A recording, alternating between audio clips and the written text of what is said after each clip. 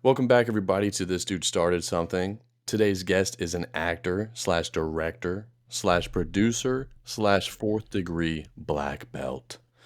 He is the lead role in a newly released movie called Somewhere in Montana. It's Matt Drago, everybody. My mistake. Drago. All good. Drago, I don't mind. Guys, Oliver, Brayden, it is so good to be on your show today. This is going to be a lot of fun. I can already tell.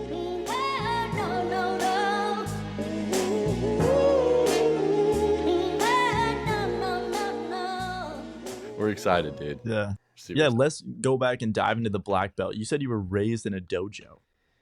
Yeah, I was raised basically like a Ninja Turtle. I got three other brothers. My father was a sensei, so Master Splinter. It was the four of us, and honestly, we took on the characteristics of the other turtles. There was Michael, my brother, who always was kind of like "f you" to the rest of us and kind of did his own thing. We called him the Phoenix. Like he just kind of was like this all-encompassing thing. That's Raphael, right? And then you've got my brother Richard, who like lived on a boat for a while, and just kind of like smoked up, just kind of like chilled out like in Alaska, right? That's obviously free spirit Michelangelo. And then my brother Marcus was like full ride to Bennington, perfect scores on the SAT, so obviously that's Donatello, which leaves me as, of course, Leonardo. So we grew up just doing the karate thing. My dad actually, so he practices Okinawan Shorin-ryu. For your listeners, it's kind of like an old school karate practice. Think kind of more like Steven Seagal, kind of that kind of thing. Not too much glitz and glamour, just effective movement. Okinawans were basically, mostly farmers. Actually, fun fact, they're some of the longest living people in the world is from Okinawa. And so their whole lifestyle is very serene. But when, they were attacked from the mainland, they had their farm implements to defend them. So, you've got your bow staff, your sai, which were used to till the earth. You've got your nunchuck. You've got your tonfas, which were actually used to like mash grain. There's an aku, which is like an oar that we practice with, and I mean you can do some damage with an oar, believe me, if you Yeah. flip it around really quick, right? So I love the aku. But yeah, these are all like just farm implements that were used. Obviously, the bow, a fishing staff, right? So growing up in rural Virginia, my dad's practice has been there for 5 decades now.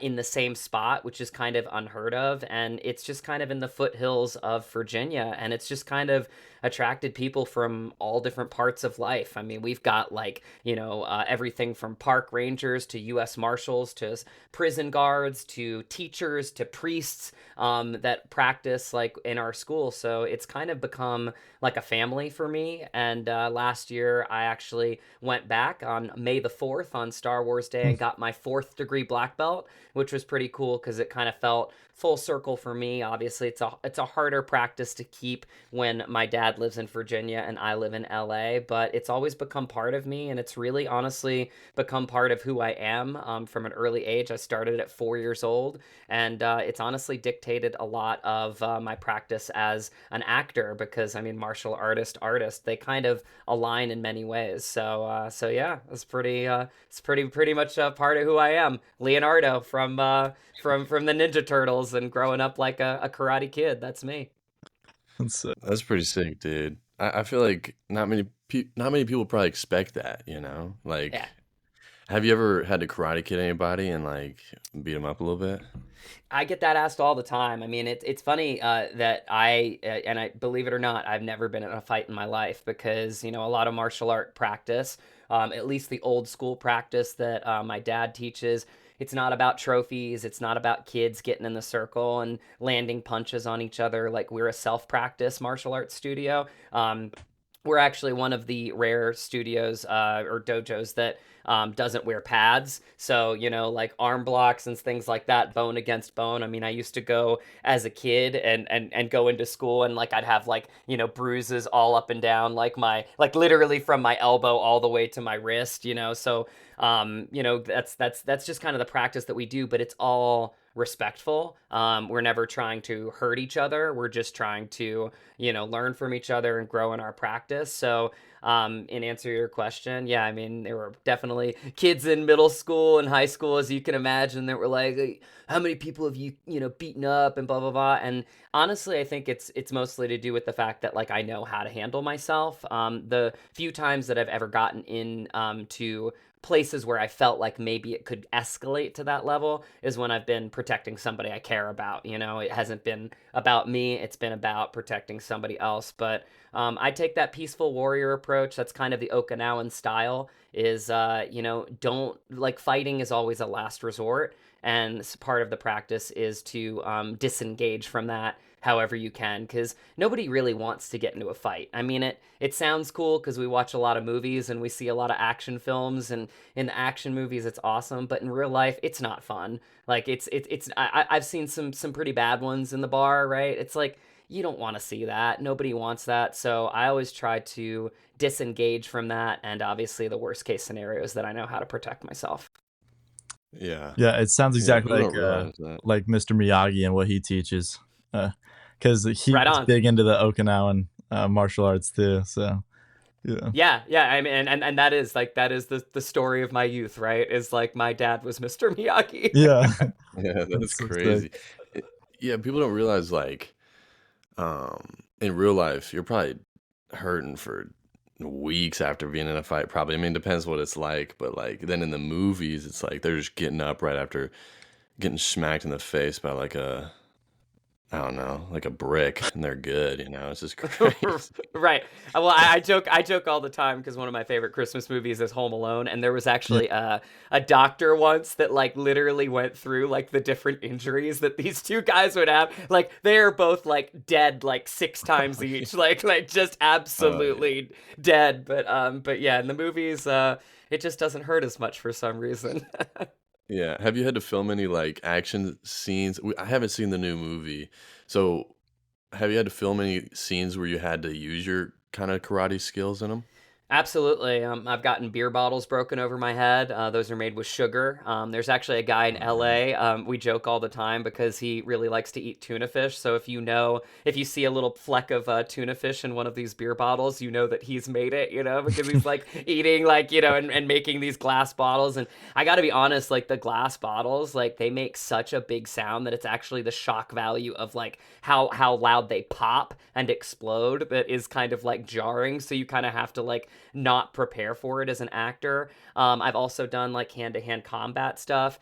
In today's kind of world of acting, I'm considered an action actor, which is not like a full on stunt guy. That gets confused a lot of times because a lot of times now with stunt performers, they don't want people to do their own stunts as actors because it's too much risk. Like, say you guys are two producers for a film that I'm in, and I break my leg, and then they're like, oh, well, Matt's like down for, a month and a half. Like, how the hell are we going to shoot this? So it really becomes like a risk factor, putting an actor whose like, face and likeness is going to be in the movie to have them do stunts. So usually what it comes down to is you do the light hand-to-hand combat stuff, and then when the big stunt comes along, say, he's jumping across buildings or something like a little bit crazier, or even rolling down like a flight of stairs, that's when you'll have your stunt people come in and match you for those. so have you had a stunt Okay. guy in this past movie? Not in this one. No, I don't do any stunts. There's a lot of action in it, but nothing that would be categorized as a stunt for this one. Okay. In What Would Jesus Do? The journey continues. I had a fight scene with Mike C. Manning, and John Schneider. I actually choreographed the thing. It was a rushed schedule, so a little bit of a back and forth there, just kind of a fight in the church. So that was something I think we shot probably in about half an hour to 45 minutes. And then the other one that I was in was a short film, and that was incredible. Conrad Pellizzero, who actually is in the movie, if you guys want to check it out, Stuntman on Disney. He's one of like the like OG stunt guys, like literally has been doing it for God, probably like 4 decades. He passed away, I think it was a year and a half ago. And I learned so much from him on set because these stunt coordinators, man, they'll have you go over and over and over again, because you have to remember, like, we're in a scene together and it's like there's emotions behind it. So like you have to make sure you control yourself. And even when I started working with Conrad, I remember him saying, like, you have a background in this because your control is off the charts. And I was like, yeah, I grew up as a martial artist, so like I know how, like, a punch to put it here instead of here, because it's like the second that you're just even an inch or two closer to someone's face, I mean, and they're, coming in because they're acting too, it can be a mess. So what we did, it was about maybe a choreographed, I'd say like a 30 to 45-second fight scene in the movie. And I just remember him going like, all right, 50%, like, you're always acting, but it's like 50% with your motion. So you're marking it, then he'll let you go up to 75%. Then one of you will be off, and then he'll have you go back to 50%. And it's not until you can literally do it like, 3 or 4 times at 75% that he even lets you get up to 100%. And that's at the point where he feels confident, where he's like literally done his job, he's checked it off, we're ready to go, we're not going to hurt each other, we're going to execute the plan, we're going to be able to act, and the thing's going to come up flawless. And we shot it one time because of what a pro he is. So these stunt coordinators, I can't say enough about them, especially in big budget movies. They are the last line of defense because they protect the actors from not hurting themselves, and especially actors that don't have a background in martial arts like I do. Yeah, no, that makes sense. I hadn't even thought about the preparation that goes behind that probably for everybody. Oh yeah. Do you know any stories? Well, first of all, fight scene in What Would Jesus Do is crazy. That's super ironic. I played the bad guy, so I actually had a lot of fun with that. And it's funny because the director came to me at the premiere, and he just looked at me and he was like, "Matt, I made a mistake." And I was like, "What do you mean? I think it like came out great. Like the scene's awesome." And he's like, "Oh, no, no, no, no, the scene's great, but like we should have used you more. Like you like Oh really yeah. brought it as a bad guy, kind of like really channeled that like psycho bully thing. Like this guy's Mhm. unhinged. Like he's gonna go after you. He's finding, like, he's one of those guys that like is trying to find a way to get you to fight with him." And so like it's in a church, it's super epic, but yeah, That's I crazy. mean, those days are a lot of fun, guys. Like they're Yeah. really fun because I mean, again, it's what happens in real life. Fights happen, right? And so when there's a big scene behind it, it's why you get into this business. It's pretty fun. Yeah. How do you prepare for a role, um, like, or how do you prepare for any role? And then, is there any roles that have been harder than others to prepare for, as far as like really diving in and becoming the character? What's that Yeah, look for like? for sure. Every actor has their own process. I talk about it all the time. I give a lot of credit to my past teachers, both in college. People like Kevin Connell, who I studied with at Marymount Manhattan College in New York City, but also Terry Schreiber. He got Edward Norton his start, a bunch of actors their starts.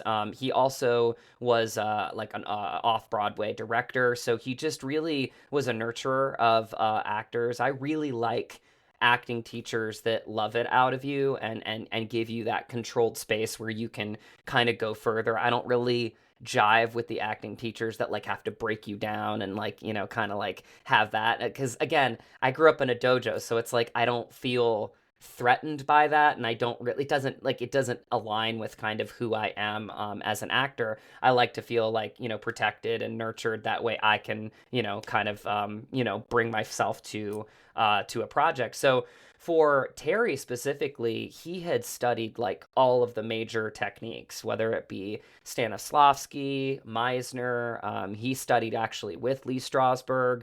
And I've done kabuki training because kabuki training is like a Japanese art, so it's a lot of body control. It's about finding the character within your body. Say like my role Fabian Verdugo in Somewhere in Montana. Like he's very type A. He's like somebody that forgets to eat meals, so I felt like he was like kind of more always like kind of on guard and like ready to attack the day, so to speak. So you try to find the body work in that. But what's really cool about learning with Terry, because I was in his class for 2.5 years, is he kind of gives you everything, and then you kind of cherry pick what fits into your process because it's uniquely your process at the end of the day. For me, my most challenging role, to answer your question, was definitely this last one, Fabian Verdugo. He's the first character I've ever truly fallen in love with. I feel like I see a lot of myself in him. So I went a more method approach for this one. I actually lost 25 pounds, hired a nutritionalist. I just felt like, again, this guy was very type A. He was fighting for his dreams. So he cared about more other people than he did himself, which, I guess you could probably tell, like, that's a little bit of me too, right? So I found ways to really kind of go the method approach with this one. I hired a nutritionalist. Shout out to my friends Jennifer and Nathan DeTracy. My friend, they just like really did it in a healthy way so that I felt like I was eating, but I like my protein shake, so it was like literally kitchen and cardio. Like I didn't lift a weight for like 3.5 months because you have to remember you have to lose the weight, but then you have to maintain that weight throughout the course of the production. So essentially a month and a half to lose the weight, and then another like month and a half to 2 months to maintain that same weight. But yeah, I mean, that was a challenge. I found myself writing a lot of backstories, which is a big thing in my process as an actor, is really giving myself like the foundation to work off of behaviorally, because the reality is for a lot of acting it's between the lines, right? It's what the people in the scene are giving off, like just like we're having a conversation right now, and it's in between the lines. So a lot of the behavior for me stems from all the work that I do in pre-production, which is what I tell actors all the time. Like, you should be doing your work in pre-production. For me, it's backstories. I like journaling about my character. I like, giving myself notes about the character. I like giving myself as ifs about the character because, again, not a lot of the stuff is written into the character, so you have to kind of fill in the gaps, and that's the actor's job. That way, when you're serving the director, you're serving the producers, or you're serving the writer, you come prepared to do your work. So it only took 2 months to film that. Is that what you said?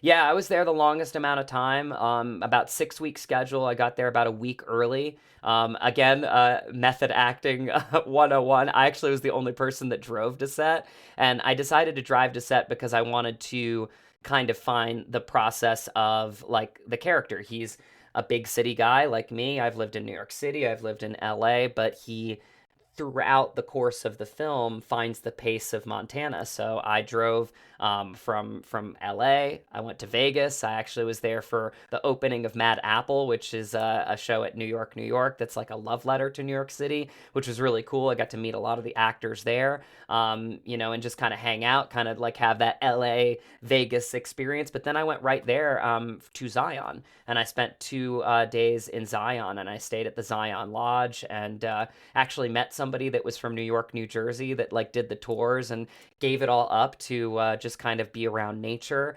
And that really inspired me. It was like I was attracting people in this trip that kind of aligned with the story that I was about to tell, which was really, really cool and fascinating. And you find things like that as an actor, like when you're like just open to it, right? That you attract those kinds of conversations, and I did. And yeah, I did every hike that I could in 2 days. I went up to the top of the mountain. It was getting dark at like 9:30. I almost didn't make it back down the mountain. I went to the Crystal Lakes, and just like, again, I can't remember the last time like I've sat under a waterfall and like literally just looked at the waterfall and listened to the frogs and the birds and the trees, and just kind of being with nature. And so that was a big part of my process as an actor. Then I did a hike in Salt Lake City, and I got there early to set. I was the first person to set because I wanted to shadow Brandon Smith, who's the writer and the director of Somewhere in Montana. That way I could get an idea of how he runs a set, because he wrote a lot of himself into the two lead characters of this film. So it gave me an opportunity to kind of do my last little method thing, understand how he runs a set. That way, when we were ready to shoot our first scene, I was ready to go. That's cool. Yeah. That's super cool. You like really dove into the character and kind of became the character, like even just on the way to set. That was pretty awesome. What was your diet like? I'm curious. to like prepare for this to lose? You said 25 pounds. 25 pounds, about 6 weeks. Yeah. Wow. I needed essentially like, it was a lot of salads, not a lot of carbs, healthy fats. So, I mean, you'd be looking at like cottage cheeses, yogurts is kind of like your dairy, but again, non-fat, low fat, healthy fats like avocados. We stayed into more what you call like dense food, like basically like you're eating a lot, it fills up your stomach, right? And then pounding water was a huge part of that. Like when you're losing weight, you should be doing what you're doing, although you're drinking protein shake, right? Yeah.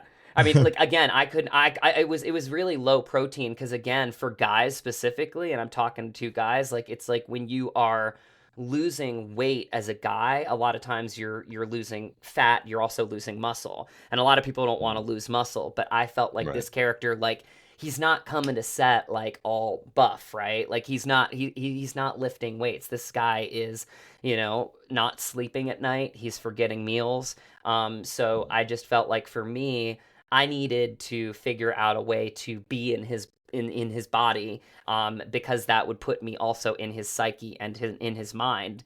And Yeah. when I felt like I was leaned out, and some supplements that I took too. Collagen was one of them. CLA was another one of them. My nutritionalists, like they have access to really really good products, so it was all healthy stuff. But it really did help me just kind of flush out the weight. Again, burning through a lot of muscle too, because muscle weighs more than fat. That way, when I came to set, I felt like I was really in the body of the character, which kind of really inspired my work even more.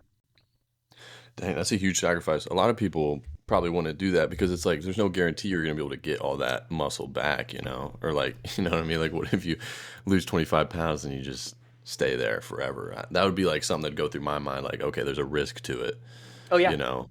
But yeah. Yeah, that's a really yeah, good point. And I mean, it is. It's sort of like one of those things where maybe for some roles you don't feel the need to do it. One thing that my nutritionists and trainers tell me is that, stay at your 80 is kind of like what they say is like be able to drop or gain weight at a dime. Like I feel like I'm mhm, at my 80 right now. Like I could buff up a little bit more, but I could lean out a little bit more.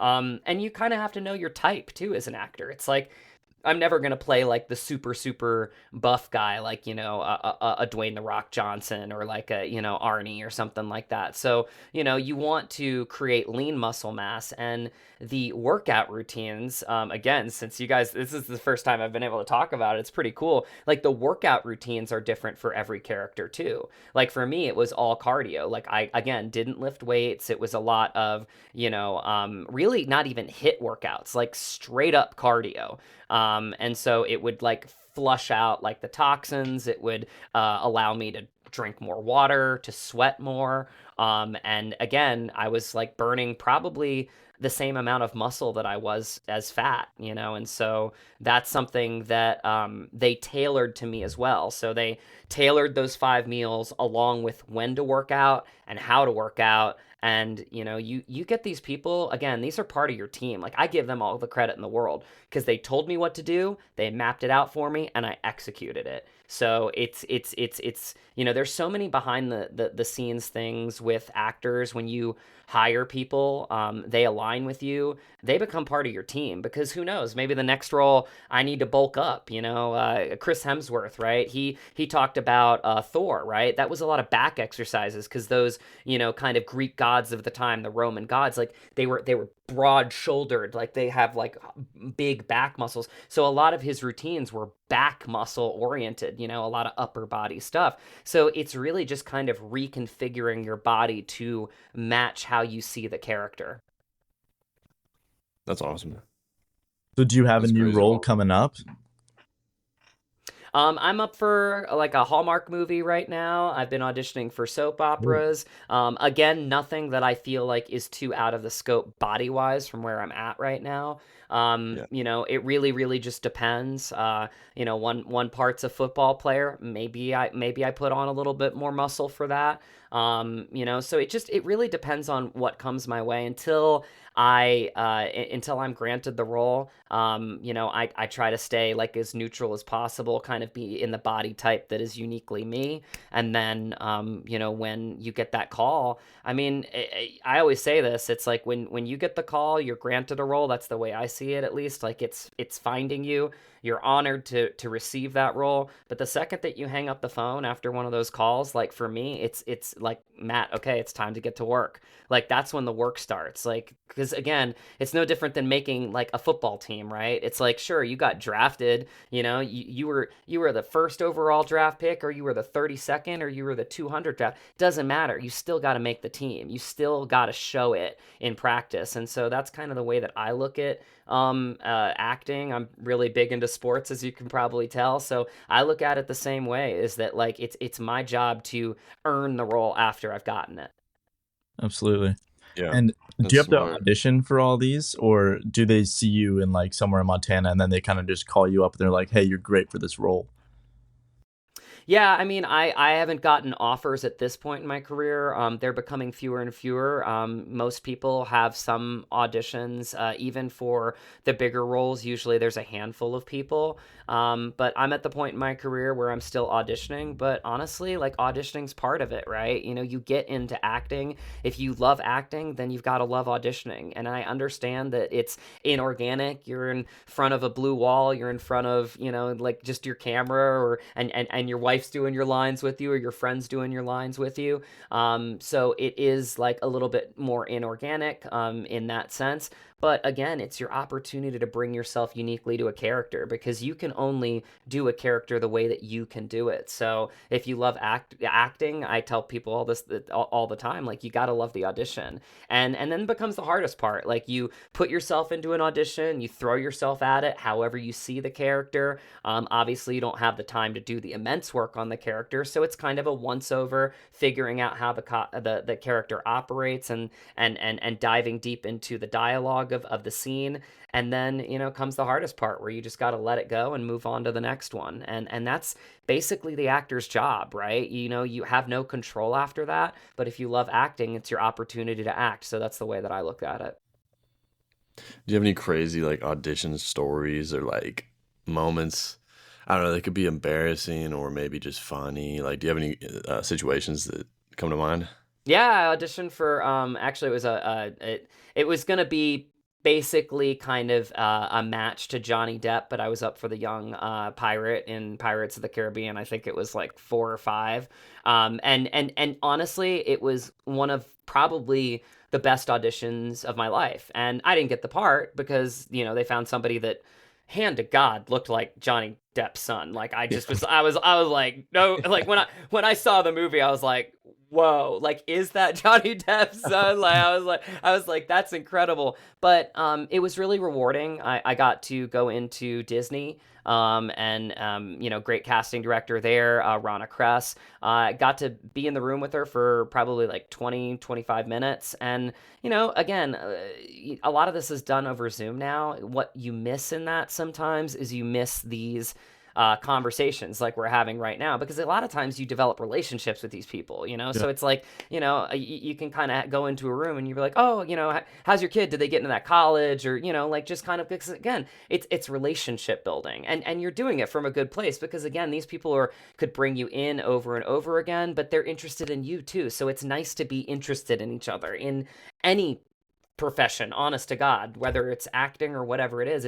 It's good to show a personal interest in people that are doing their craft, and their craft is casting, and casting is a craft. I mean, the people that are really good at it, like they keep people in their minds like in ways that I don't even know how they do it, where they're like, oh, that girl does that really specific thing. She's like a little bit nuanced and she's got like that really cool like aesthetic, you know, blah blah blah. Or this guy, like he could kind of do this, but you know what? He came in for this, but I feel like he could be right for this, so let's give him a shot. So they're very out of the box people, and they really have to compartmentalize all these different people. But you know, Rana is definitely one of the best. She's incredible. She does a lot of the Marvel movies, and you know, I went in and you know, we talked a little bit, and you know, there were no lines, so it was sort of like, to answer your question, kind of an odd, you know, audition, because it was for a big role in a big film, you know, that was going to get a lot of exposure, but there wasn't any lines, so it was all improv. So I basically just went through the tape, you know, almost like a football player would, you know, like I'm studying the tape, and I literally am just finding, like, you know, the body movement of Jack Sparrow, and he's kind of like, he's like a broken sparrow, Yeah, like he's it's very he's unique. constantly drunk. It's very unique, and Oh yeah. you find the mannerisms in him, and you know, you find the voice and all this stuff, and I just found myself like literally like just I mean, she probably let me go for like 2 or 3 minutes, because I'm just like all over the place, and I'm, you know, and I'm trashed, and I'm cutting a joke, and da da da da da. And like at one point, like I went like all the way up to the camera and like almost ran into it. You know what I mean? And she had a Yeah. blast. And honestly, at the end of the audition, she said something to me that was so meaningful, and it kind of is something that I've taken to heart even past this audition.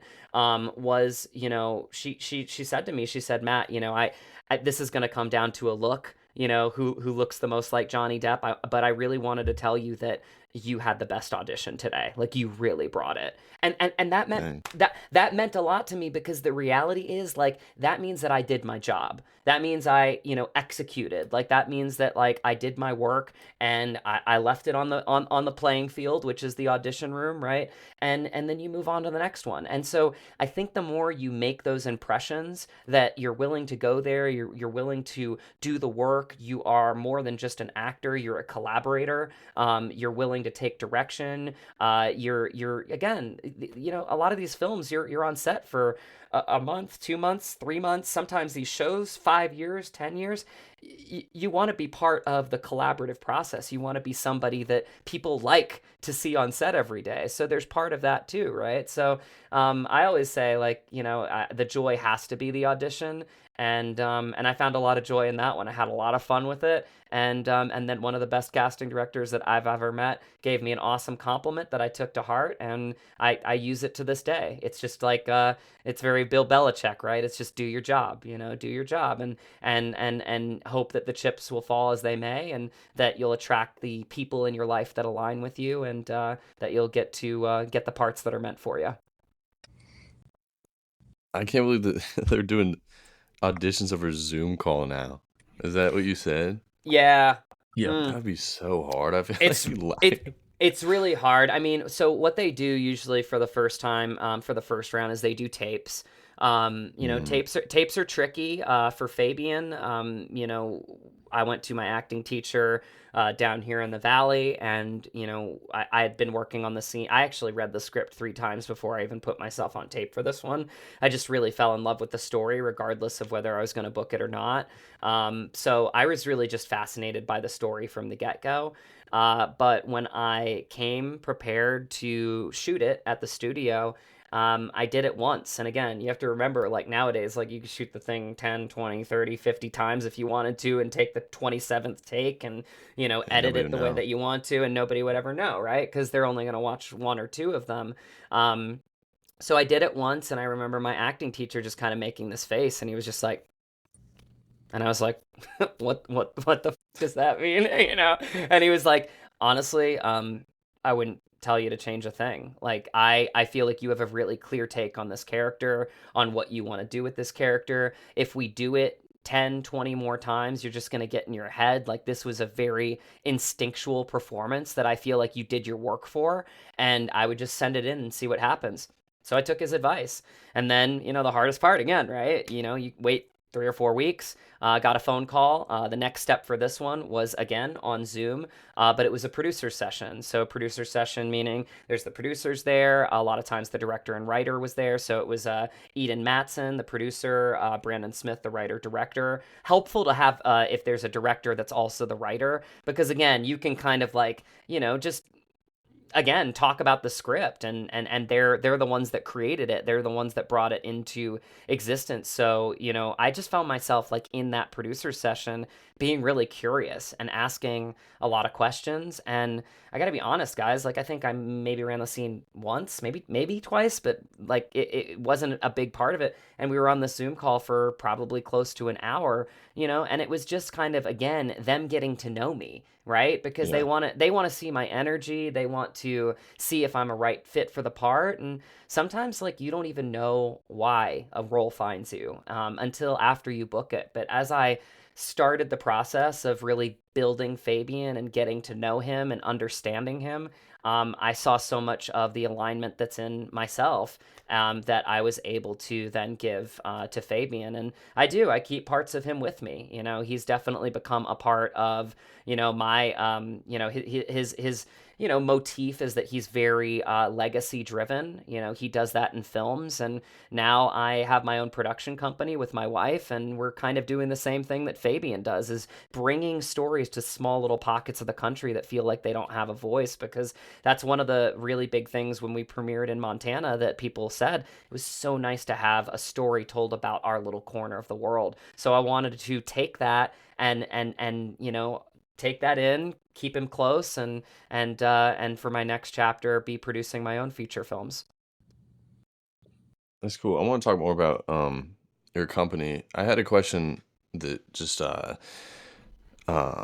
popped up in my mind earlier when you were talking.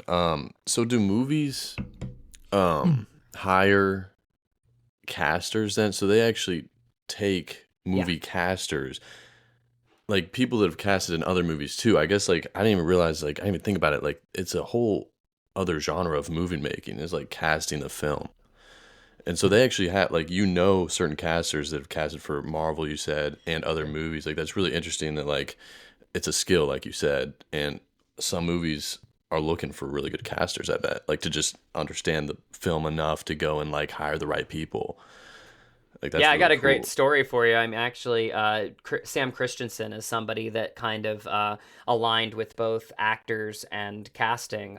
Sam Christensen was the casting director of MASH, right, which is one of the longest Hmm. shows ever on TV.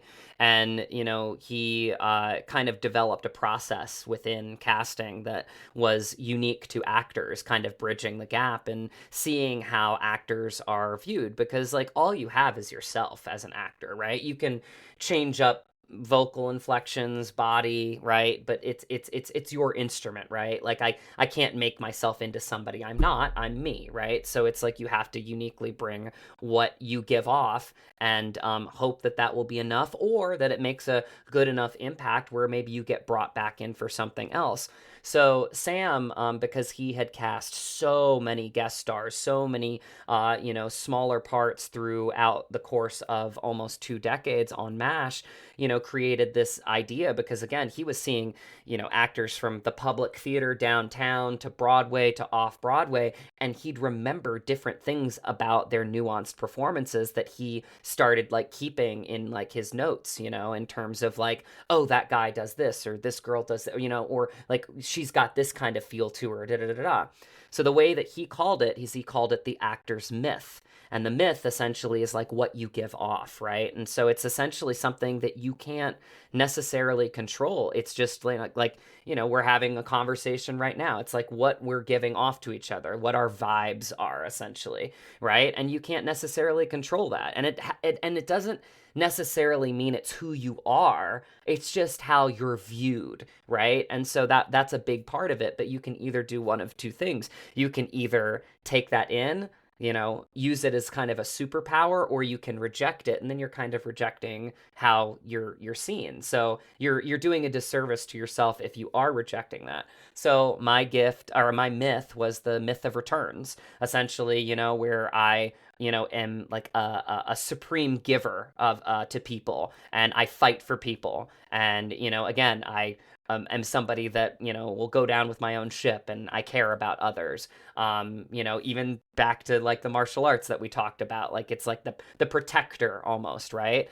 And so that's essentially something that I give off, right? So that was essentially the myth that he gave me. And within that, there's like little nuanced things, like some people were saying like I came off like arrogant, right? Well, arrogant again hurt me at first because I'm like, well, shit, I'm not an arrogant guy, like that actually hurts my feelings. And Sam was like, no, like let that go. I'm not saying that you're arrogant, Brayden. I'm not saying that you're arrogant, Oliver. I'm saying like that is what you give off. And so like, what is arrogance? Well, it's pride, right? It's strength, right?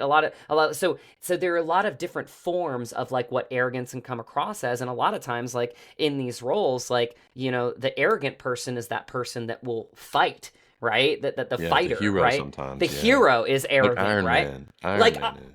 total perfect example, right? Fighting Yeah. for good, but arrogant, maybe a little cocky, but charming, right? So there's a lot of that goes into the psyche of the myth. And when he told me that, and you're in this class and people are like taking notes about you, and you're just sitting there in silence about like what you're giving off like as a person, it's this extraordinary thing where it unlocks something as the actor where you really start to get to know how you're viewed. And then you take that in as your superpower, and then you create your process, right, within that as an actor, right? And for me, it's backstories, it's method acting, but it's a great starting point because it gets you to the point to really understand again who you are and how you come across. So that was a great little diversion. We're three dudes talking, so I knew this was gonna happen. Yeah, Oh yeah. It's all over absolutely. the place, yeah. Also, Oliver, what you got something? yeah, I've been wondering whenever you're filming like outside of like a studio, kind of in public, or even like on someone's private land, like you probably were up in Montana. Um, how does like the permitting work and like security? Like, has anyone ever like tried to like mess with you guys like walking by, or like, because I bet like in some movies whenever they're filmed in public and busy locations, oh, they probably have trouble with civilians and stuff. 100%. Oliver, it depends on where it's at. I mean, in Montana, nobody cared. Like we were 45 minutes away from the town, and the town was probably Oh like, wow. maybe 7 or 8 thousand people. So it's a really small town, Polson, Montana. We actually shot on a ranch that was an active cattle ranch. So the owners, David and Sue, we got to know really well. We used lots of locations within that location. We used their house.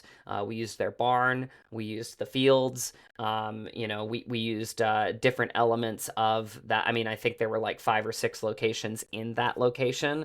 So that was, a big part of it. And then we did shoot in town as well, at the bar. There were a couple scenes at the barber shop. So those types of scenes, again, they're such small locations that it was okay to close the barber shop down for maybe like a couple hours. If we needed the bar scene, we would shoot before it opened, right? So we would be having the bar scene maybe shot like in the morning, right, before the bar even opened, because the bar was like a friend of the director. Again, he shot it in the town that he lives. So Oh, again, these are what you call, as a producer, they're called built-ins. So it's essentially like, I have a relationship with you, Braden. You own a bar, dude. I'm thinking about shooting a movie. We'll market your bar in the movie. If there's any brands of alcohol that you're pushing, Bozeman Spirits was one that we got. They got a bomb Huckleberry vodka. If you guys Is haven't that had Bozeman, Huckleberry, Montana? yeah, Bozeman. It's called Bozeman Spirits. They've got like Okay. Huckleberry whiskey, Huckleberry. I'm a big Huckleberry fan. If you haven't had Huckleberry anything alcoholic, it's so good. So I drank a lot of Huckleberry vodka when I was there. But yeah, I mean, like it's those little things that you do as a producer to again get funding for your movie, but also what's cool about bringing a small town into your production, into your film, is you really give that film back to them because you're showing their work too. You're showing their bar, you're showing their barber shop, you're showing their ranch. And it's something that hopefully, if the movie does well, or even if it doesn't, like it's part of their legacy, right? So it really, like, I think a lot of film, unfortunately, doesn't always get showcased in this way, but it's a lot of giving back, especially indie film, because speaking as now a producer trying to produce my first feature film, I'm going to produce it in that same hometown that I'm originally from, in Front Royal, Virginia. And it's because I know the guy that owns the lumber yard. So like if I need him to build something, like I might ask for that. And these are all people that like get the credit in the film. It's everybody's film. It's not just the lead actors. Like those are the people that are in front of the camera. Like it's the cast, the crew, it's the people that like were behind the scenes donating food. It's the people that were building the sets, the long hours. I mean, I always jokingly say this as an actor because I mean I love acting, but it's my first love, but I also love collaborating, and you're around so many masters of craft in film. I mean, whether it being a gaffer that's hanging the lights in a certain way that gets that shot, that moonbeam shot, in the barn scene, or you've got like the sound and you've got like a monsoon heading at you and he knows how to make the sound crisp even though the winds are picking up. So there's a lot of masters of craft, and that's kind of what's really joyful about making film, is that you're building your team and you're kind of giving it to everybody. And I do say this all the time. I mean, like actors like should do all their work in pre-production, like honest to God, like crews are what make films like great, because they're the ones that are doing the heavy lifting, like literally when you're in production. And I can't say enough about the crew on Somewhere in Montana. Like the cast and the crew, we were interchangeable. Like we were one and the same. We'd go on hikes together. We'd go to, get our dinners, our breakfast together. We just honestly became one big happy family. And I think that's where indie films really thrive, because I think you see a lot of those relationships off the screen, and then when you see the finished product, I think a lot of correlation is there between the two worlds. That's awesome. You said something about how like filming locally kind of gives back to the town. Yeah, I can think of a couple movies that I've recently seen that have been actually filmed like around where I live, and it's like I'm so much more engaged in the while I'm watching it because I'm like, oh, I know where that is. You know what I mean? And it's super cool. 100%. I have a question for you about being an actor though. Like when you watch movies, is it different now that you're an actor than it was like maybe when you were a kid, or like do you see really like the nitty gritty and what goes behind it now that like you've actually been in films? Technically, yes, yeah. And I mean, also, I mean, I guess you could say in acting too, because it's all like a practice that evolves with you. You carry it through your life. And so there's Right. definitely nuances that you see, even one of my favorite films, The Godfather, like watching it like the 100th time is different than watching it the first time. But I True. remember growing up as a kid, like seeing Al Pacino and De Niro's performances and just the nuance that they brought to them and just the amount of, power that they had just in this shot in their eyes, really, really taught me the immense power of film acting. And there's different mediums, right? I grew up in the theater, so theater is live. It's alive. You've got a live audience, and so there's different challenges within that. Film is a lot of technique. It's a lot of knowing your shot. It's a lot of knowing your framing. It's a lot of knowing your lighting. It's a lot of blocking and making sure that, especially in indie films, you're not going to get like a 50 to 20. There were some shots of this film that I only maybe got like a handful of takes, if that, right? So you have to be willing to be on point. I always say that the director and the actor relationship is such a awesome intimate one, because you two are really like having to kind of really just be one psyche a lot of times, and making sure that you're serving the script, you're serving the director's vision in the way that you can. I always say usually the first take or two is to execute the plan, right? Like Brayden, we have a director relationship, and I'm like, okay, so for this one, you want me to hear da da da da, you want me to land the scene da da da, okay da da, and then cut. Okay, how do we do that? Perfect, Matt. We executed it. Okay, cool.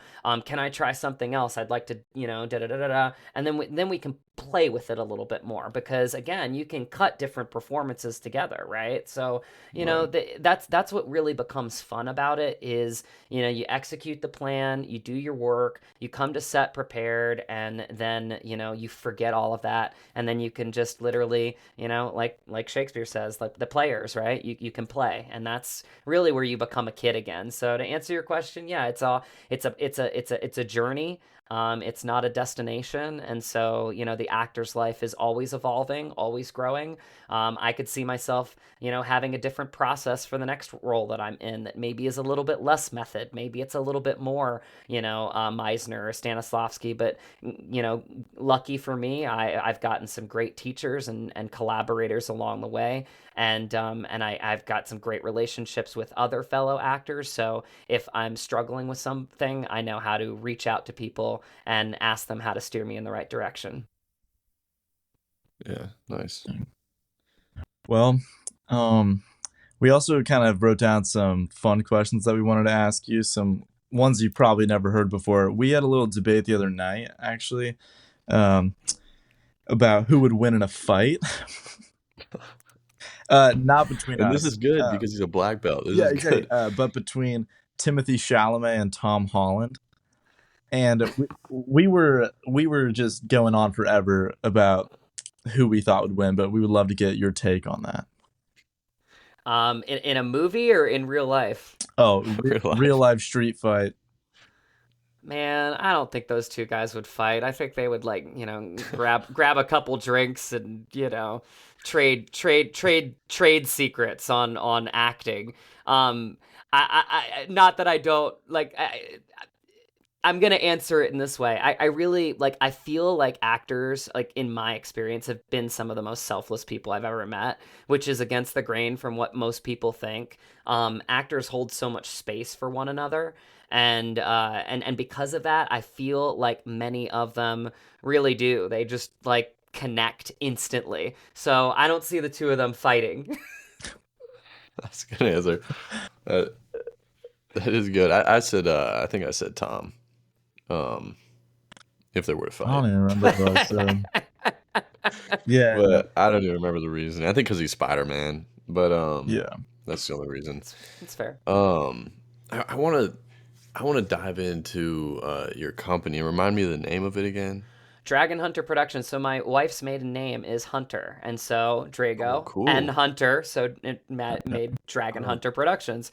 that's So sick. yeah, our production company is we've got a couple podcast scripts that she's really done, casted actors for, edited, produced. She won the Austin Film Festival's best podcast script a couple years ago. That kind It's of a perpetuated competition. the storytelling. Yeah, I mean it's a writers film festival, so it was a big win for us. She's won a couple awards for this feature film already as a writer that we're trying to produce in the next year or so, and that's the one that's coming back to our little hometown that we're both ironically both from. Oh, Even wow. though we met in a 12-person acting class at Terry Schreiber's studio, we found out we grew up 3 blocks away from each other. That's No crazy. way. Yeah, yeah. Because So it's so like kind so of dead out there. My roommate's actually from Newmarket, which is right near Okay. there. So Yeah, yeah. It is dead out there. There's yeah. not a lot to do. I know. That's why. This That's is why I what- literally moved out of there to New York City as soon as I could. But it It's is. nice It's. though. But yeah, no. It is. There's nothing better than collaborating with somebody that you love, right? And we've been through it. We've been through a lot of downs together, and it's really cool. She came from New York, NYU, Tisch, and she was in the acting program there, and she's just kind of now gotten more into writing and really kind of also trying to get her into directing, because I think that happy marriage between the writer and the director is kind of special, because then you can kind of understand the words that you wrote on the page but then articulate them, and because she's an actress, I think that she would do a great job with that. But directing's also really technical, so maybe she'll co-direct the first film to see if she likes directing. And then there's me. I see myself obviously acting, but also producing, because I'm very good at sales and really fighting for something that I believe in and pulling the parts together. And so that's something that like kind of created our production company. And, starting with podcasts, she's a fellow at Film Independent this year. So she's going to have her first budgeted feature film. A lot of, big actors, I'm sorry, big editors, directors, writers, producers have come out of that program, including John Chu, the director of Wicked. So it's a Cool. really, really, really cool program that she's in. And this is basically going to be the whole year for her. So we might have to push back the film, but there's definitely momentum, and we just want to use it because again, you don't necessarily always want to be the actor that's waiting for the phone to ring.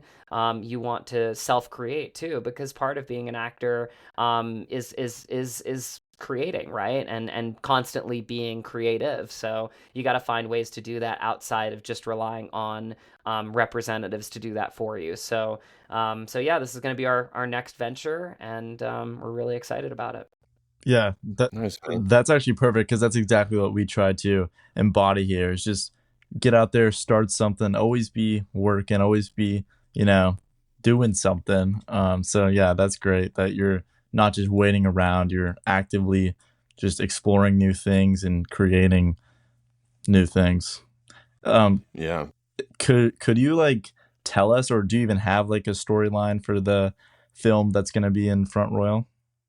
Yeah, it's a Christmas film, Oh, but it's pretty cool because it's not like a, I wouldn't say it's not at all like a Hallmark or like a Lifetime Christmas movie. Like there's some real depth to it. There's some darkness to it.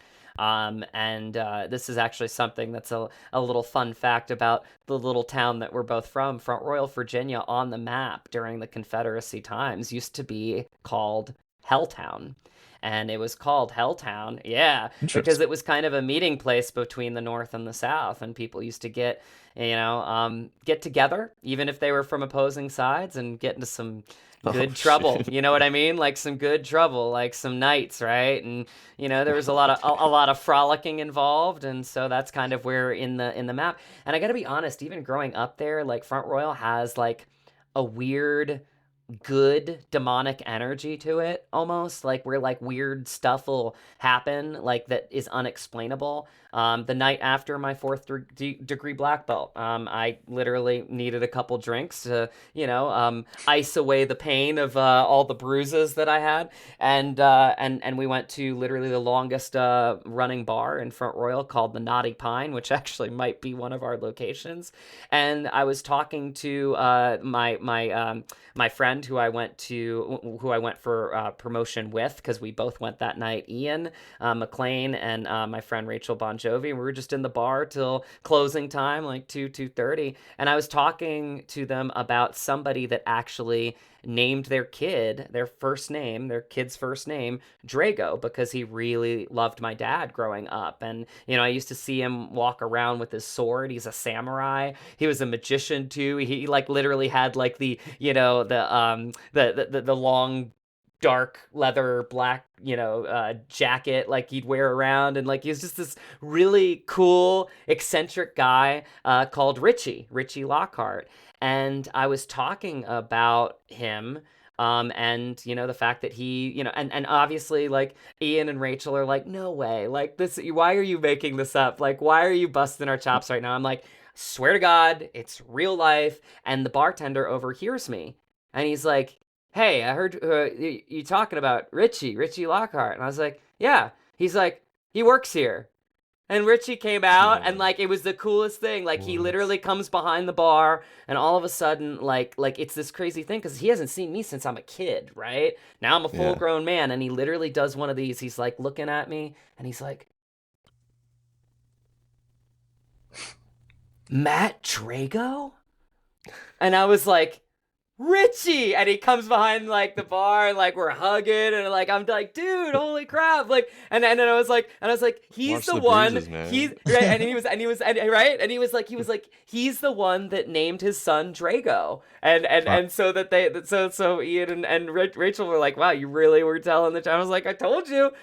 So Front Royal has like really weird energy that like, and again, we closed the bar. I think we even went to like 7-Eleven and got like one of those shitty burritos afterwards. We were up till like 6 a.m., it was crazy. But Dang. again, like it was one of those weird places that I feel like just has that weird energy that we're tapping into. So, the basic storyline is that it's, a girl that's left, to pursue her dreams, right? And then comes back and starts to understand maybe the magic and the mystique of, a little town that she left behind. Very much in the vein of Laura and I, right? So it's kind of like Yeah. it's kind of like a Christmas love letter, to answer your question about this little town that we're from. Gotcha.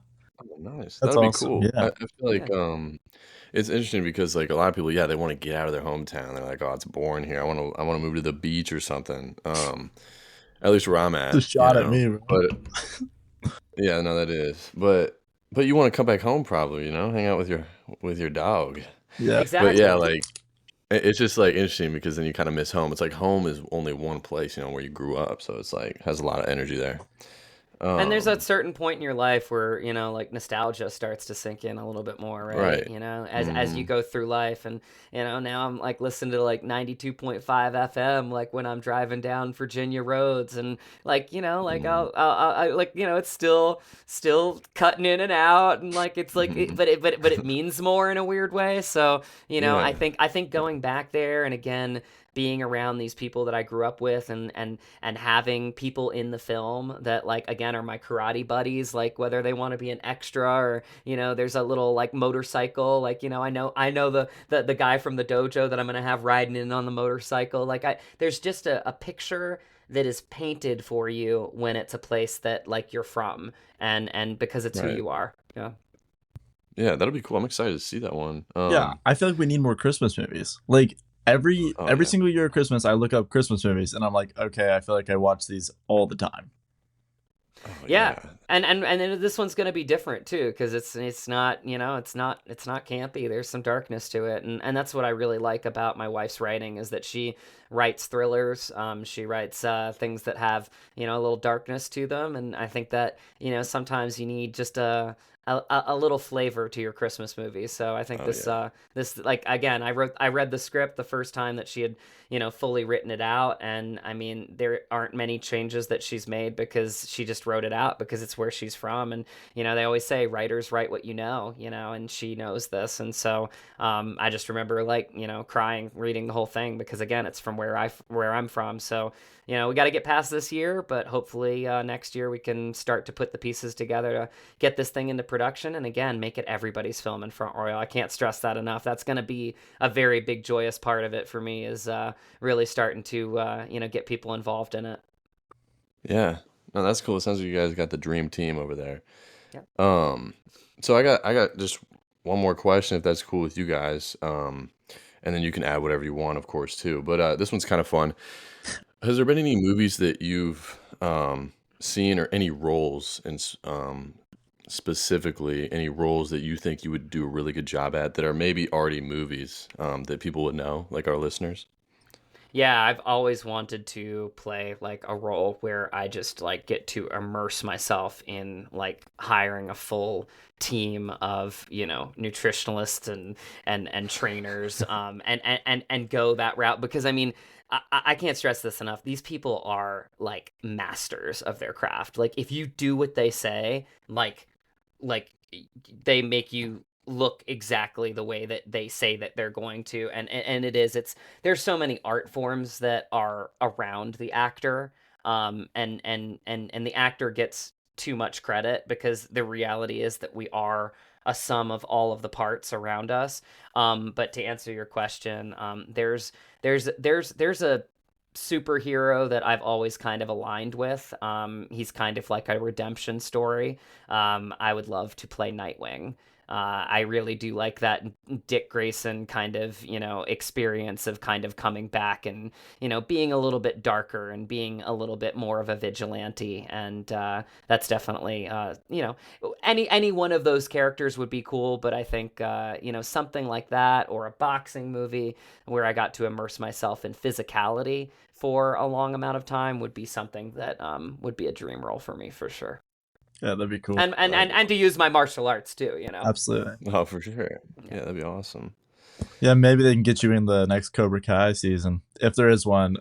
The newest one wasn't that cool crazy, but maybe you can make it better again. Yeah. Yeah, that would be. I mean, again, anything martial arts obviously is literally where I grew up. I mean, so yeah, that would be like coming back home for sure. Yeah, that'd be sick. Brayden, do you have anything else? No, not that I can think of. Is there anything else you'd want to tell everybody listening out there before we hop off? Yeah, man. So thank you guys so much for having me on today. This has been a blast of a conversation. It was just three dudes chatting it up like we're at the bar, Yeah. right? It's Yeah. pretty fun.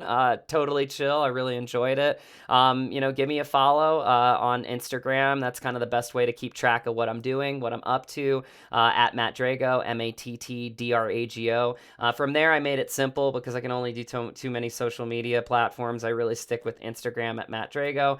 From there, you got my link tree. It's got my actor website, mattdrago.com. It's got my production company website, dragonhunterproductions.com. It's also got my IMDb if you want to check out my past and future projects. And then, again, the actor's life is personal and it's professional. So I share it all. So give me a follow there and you'll be all in the know for what's up with me. Awesome. Fantastic. All right, thank you guys for listening. It's been a blast. We will see you guys next episode.